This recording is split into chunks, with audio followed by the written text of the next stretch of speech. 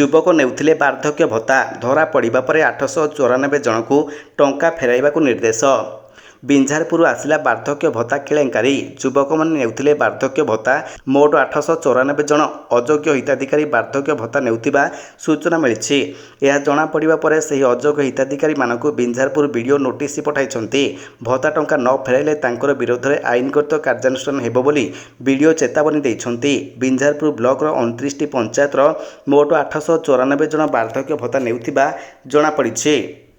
Number 3 ପୁଣି ଚୀନରୁ ଆସିଲା ବଡ଼ ବିପଦ, ଫେରିଲା ନୂଆ କରୋନା ଭାଇରସ।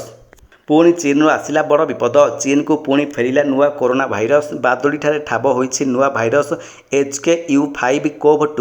ଚୀନର ବ୍ୟାଟ୍ ଓମାନ ଭାବରେ ଜଣାଶୁଣା ଭାଇରୋଲୋଜିଷ୍ଟ ସି ଝେଙ୍ଗଲି ବାଦୁଡ଼ି ଦେହରେ ରହିଥିବା ନୂଆ ଭାଇରସ ଠାବ କରିଛନ୍ତି।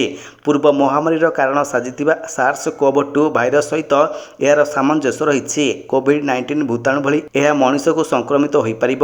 ଆଞ୍ଜିଓଟେନସିନ୍ କନଭର୍ଟିଂ ଏଞ୍ଜାଇମ୍ ବା ACE2 ରିସେପ୍ଟର ମାଧ୍ୟମରେ ଏହା ମଣିଷ ଶରୀରକୁ ବ୍ୟାପିପାରିବ। SARS-CoV-2 ମଧ୍ୟ ACE2 ରିସେପ୍ଟର ଦ୍ୱାରା ବ୍ୟାପୁଥିଲା। ତେବେ କରୋନା ଭାଇରସ ବ୍ୟାପିବା ଆରମ୍ଭ ସମୟରେ ବାଦୁଡ଼ିଠାରୁ ଉତ୍ପତ୍ତି ହେଉଥିବା ଚର୍ଚ୍ଚା ହେଉଥିଲା।